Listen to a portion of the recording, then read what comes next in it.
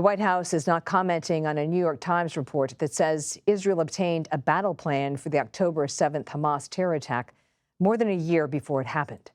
The Times reports Israel reviewed a 40-page document outlining the group's strategy for the attack that killed 1,200 people. Israeli military and intelligence officials apparently dismissed the plans as aspirational. A spokesman for the White House National Security Council would not say if any U.S. officials had seen the documents themselves. Let's bring in retired U.S. Army Major Mike Lyons. Mike, where was the ultimate point or points of failure here?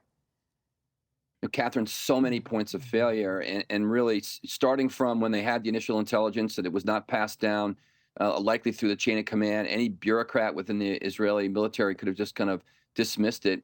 But it appears that it was dismissed based because of capability. They didn't feel that Hamas had the capability to conduct that kind of attack, that scale of attack, given the reporting that said it was going to happen along a very wide front, and they were going to attack multiple kibbutzes, and it would contain multiple rocket sites. It was so level detailed that they felt that Hamas did not have that capability. And again, take that with the lack of creativity on the Israeli side. You kind of think about 1973, the same thing happened there, Yom Kippur War. They attacked in the morning of a holiday as well. You know, we forget that over 300 Israeli soldiers were killed that morning on October 7th. They killed them in their sleep. I mean, they were completely, literally asleep at the switch. And so in a macabre way, so many things went right for Hamas. Their battle plan went as they thought it was going to. And in a horrific way, nothing went right for Israel when it came to try to defend what happened. Well, you and I both know from working in the area of intelligence that the U.S. and Israel shares a lot of data. So what needs to change in this process?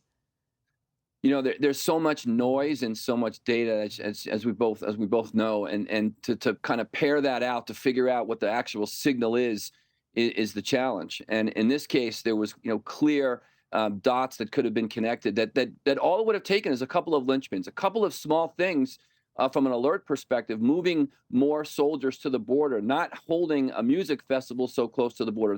Just a few of small little things that would have changed, that could have changed the outcome there. So I think that's what they're going to work on. They're going to work on that paring down of when the noise comes through, what's the signal actually saying, how they can verify it. And if you know Israel, they're not going to let this mistake happen again. And when the fighting stops, we're going to see, unfortunately, somebody will pay for it.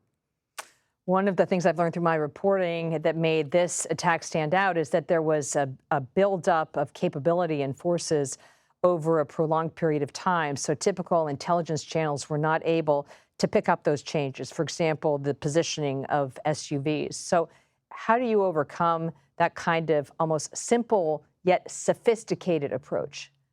No, I heard the same, and the fact that Israel did not have the kind of intel inside of Gaza that they once had before. And they weren't able to, verify that with human intelligence at the same time, and then that got multiplied with that more capability.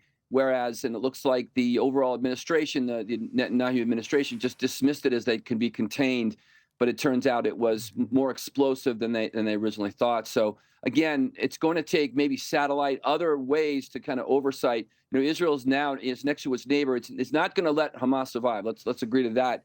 And to make that same mistake again, but they're going to have to get better with regard to how they can oversight and oversee when things are actually changing on the ground and not make assumptions. I think they made poor assumptions as to what their capabilities were going to be, and then what Hamas did was kind of wind that fist up into a point where when it was time to explode on it, it maximized their efforts. Major Mike Lyons, thank you for your analysis. Thanks.